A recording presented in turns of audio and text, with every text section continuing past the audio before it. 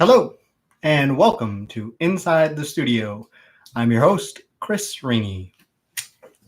This is a little vlog that I do, mainly for my Patreon subscribers, but also anybody who's interested in seeing more artwork and getting a look inside of, I don't know, what goes on in the life of this person.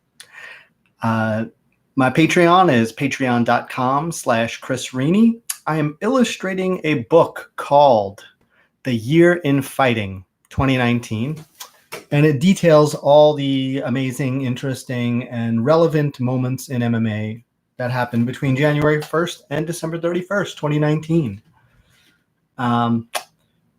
There's only one tier. It's called Pay What You Want, and I do what I want. That is the only way I can function in life, it appears. And excel, I should say. And today we're going to be talking about UFC 241. I had a blast.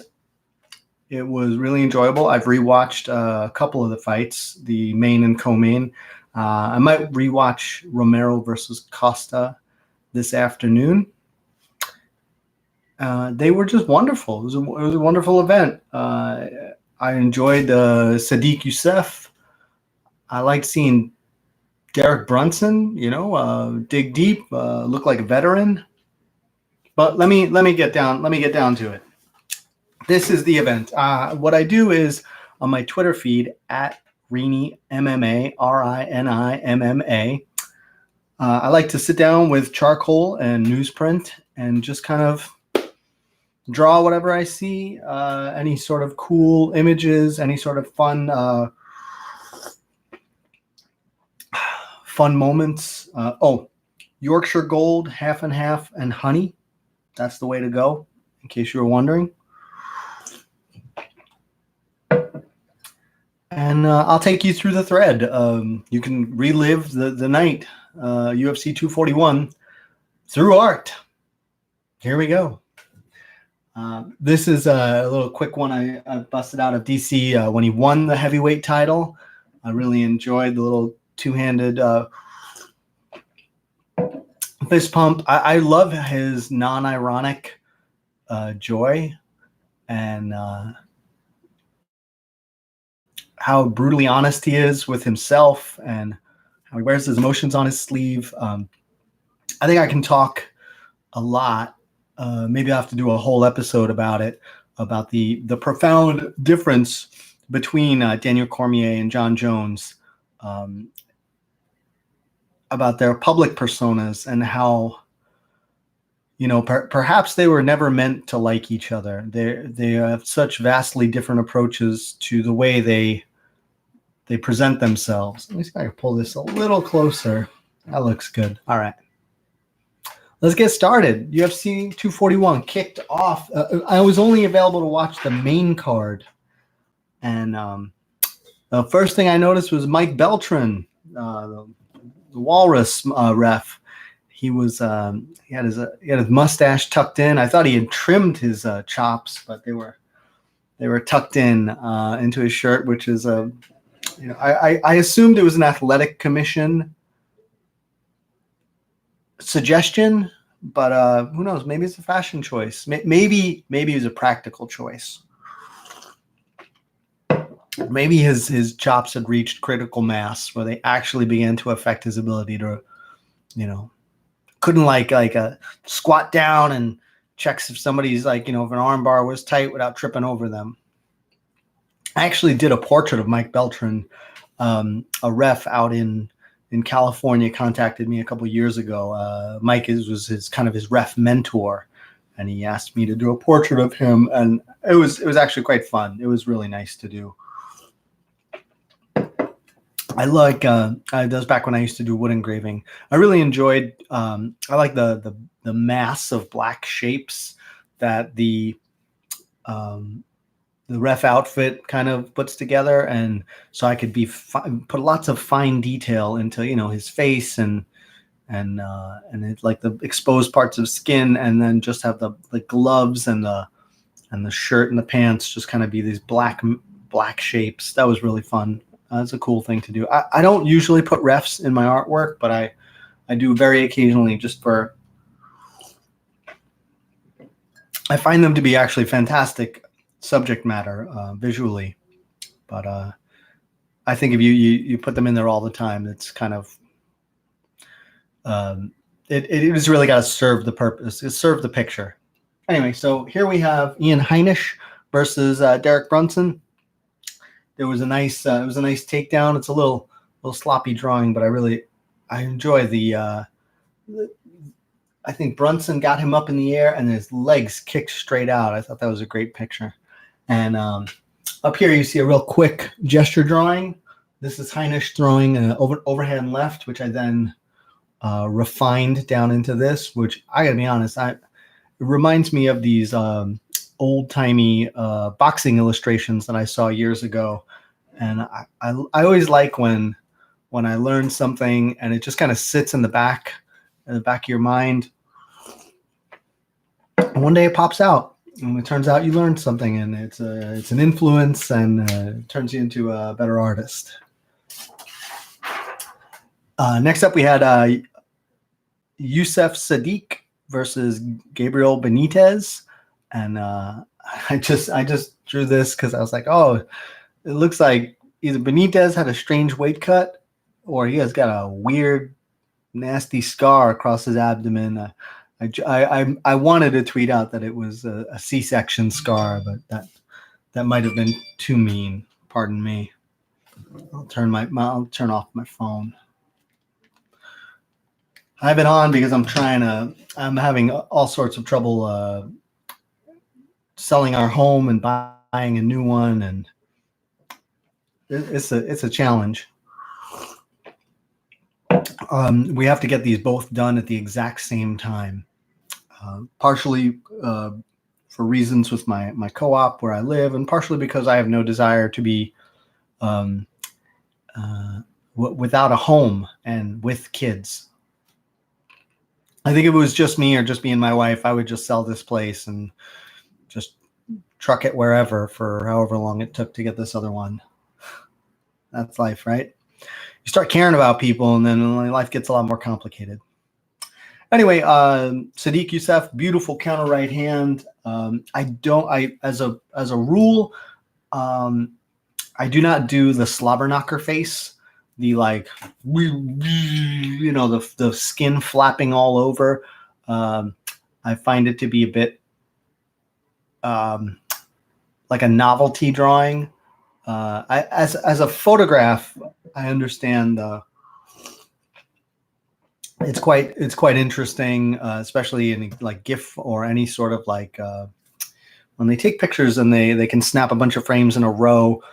I really enjoy that. But the idea of rendering flapping human flesh or skin, just for the sake of look how badass this punch was. That's not art. That's more getting into just novelty illustration territory. If you have differing opinions about that, I would love to hear that. That's always been my take, but I'm always open to hearing about how they perceive the sport and how they perceive art. Anyway, lovely right hand counter there, set up the end of the fight. One major reason that I'm showing you these drawings is because I've been doing them for a couple of weeks. I think I've been doing them. I know when Masvidal Askren fought, and I did it before that. Anyway, I've been reading this gesture drawing book by Ryan Woodward, and I think he does just stunning work. He's one of my favorite contemporary artists. Gesture drawings are small, quick drawings, maybe 10 seconds long to maybe 5 minutes tops, where you try and get the movement of a pose. You're not really trying to capture you render the anatomy. You're trying to capture the dynamism of somebody's pose. And I feel like it was one of my favorite things to draw in college.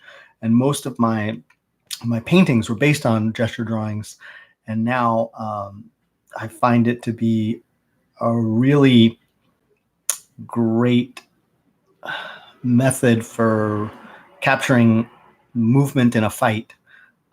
It's a very old, artistic practice, I should say, drawing technique practice, but it suits the fleeting nature of fighting. How no pose is held for terribly long at all, and you're just trying to capture like a moment. Anyway, let's move on. Then we have there was some guy screaming in the screaming at the camera during one of the I don't know, between round breaks, or maybe like right before they did the Bruce Buffer announced Romero and Costa. I got such a kick out of that. I wasn't able to finish it because the night was just moving very quickly. Anyway, Costa up there looking like the Hulk. Both of them hulked out. Loved it. Totally into it. Romero goes down. Costa goes down. It was almost impossible to keep up with that fight, and I kind of just stood there captivated for a while, just desperately. There was a great moment where Romero had his mouth open and he's doing his Wing Chun 52 blocks, kind of dodging and dipping and diving, and I couldn't keep up. That's all I could say. There was a great moment where the ref asked Romero if he was ready to go, and he responded with that tongue out kind of thing. I grabbed that right there. And then the best moment of the fight, if you can see here, maybe Costa, he bent at the waist and put his hands behind his back and was like, "Come on, let's go." And Romero responded with his own similar pose. And my kids have this great story. It's like a surrealist children's book called Arm in Arm. It's by this French illustrator named Remy Charlip. It's a wonderful book. I would recommend it to anyone with kids, or even as an adult. I think you'd find it fascinating. And anyway, there's this little play between two characters. Well, after you, no, after you, after you, no, after you. And they keep getting older in each drawing. But this is after you, no, after you. That was beautiful. And then Romero giving Costa a kiss at the end of the fight. Win or lose, I really respect that by Yoel Romero. Let's see. What else do we have? And we have Nate Diaz versus Anthony Pettis. Sometimes, do you ever feel like when something matters so much, it's much harder to do? And this was the fight I was probably most invested in. I really enjoy the career of Nate Diaz. I love watching Pettis fight, but Nate Diaz as a character and a person with a really strong narrative, and actually a rather, occasionally touching story within MMA. I find him to be, somebody I really can't help but hope for great success for him. So naturally, it was really difficult to do a drawing at all in the heat of the moment. And I tweeted this one out. I was like, look, I'll even tweet out the bad stuff. That was a shitty Pettis drawing, and then I just started banging out a couple Nates, and then I just did this is more of a true gesture drawing, where I'm just like banging out shapes and movement. I love the he's like ready to go. And then finally, they had a great fight. I loved it. I love Nate's. I was trying to get Nate's between rounds pose, where he's got his rear hand up around his chin and his lead hand sunken down, and he's kind of leaning on his front foot. It's a little tribute to Eugene Robinson there, Eugene S. Robinson. This up here is Nate with back control and one leg from the body lock, a body triangle, I should say. I might go back and finish that. That's a nice one. Here's Nate trying to dive in on Pettis' guard. And this one I rather like. It's just them throwing back and forth. Once again, the anatomy is not the primary objective. It's just capturing the dynamism of the moment. And finally, I cranked out this one, which I really liked. There's a little intense foreshortening of Pettis' lower body and like the verticalness of Nate's. The knees in the clinch, just fantastic. Look at Nate. It makes perfect sense. He had a height advantage. He's somebody who's fought at 170. Pettis has fought at 145. I think when there's both a height and a potential frame and mass difference, that's when the clinch, I was very happy to see him go to the clinch and make use of the knees. Kudos to Pettis for just being iron-willed, iron-chinned. He was relentless, and Nate was relentless in his attack, and Pettis could not be stopped. It was a fantastic fight.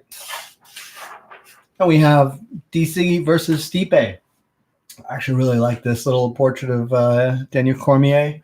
We've got a Stipe counter. I don't know. I didn't see much of this, but the mobility of DC's torso really, really took me by surprise.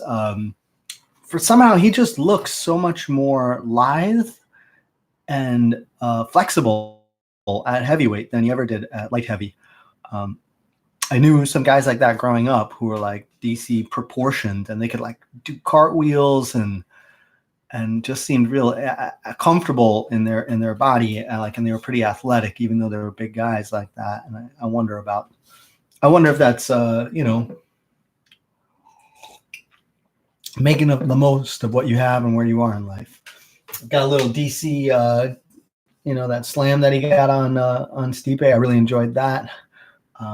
Stipe countering, and that's part of this like total bend at the waist backwards. This is the DC mummy guard. I like that a lot. I like watching him kind of like get his hands in there, smother Stipe, and just make him uncomfortable. Stipe's got one hand up in his guard, but really just what a great way to negate the height and reach disadvantage. And finally, actually, I was in the midst of drawing Stipe laying in with those left hooks to the body when he got the TKO, and I had to bail on that drawing, and then he busted out with that crazy dance. And I know he said he regrets it, but really, look at his face. I don't know why nobody says this, but Stipe has a real like Taxi Driver era De Niro look to him, especially in that moment. Like it's like mildly psychotic, like a cage fighter. His face is cut to shit, and he just like busts out with this dance. There's almost no happiness in his face. It's like dancing on your grave, kind of. Fuck you. Anyway, I'm at 18 minutes. That's it. We're done. My name is Chris Rini. I publish 4 days a week, Monday, Tuesday, Wednesday, Thursday at bloodyelbow.com. My cartoon is an editorial illustrated cartoon called MMA Squared. I am on Twitter at Rini MMA. I'm illustrating a book all about fighting. It is on Patreon if you'd like to see behind the scenes. Patreon.com/Chris Rini. And take care of yourself. I'll talk to you later.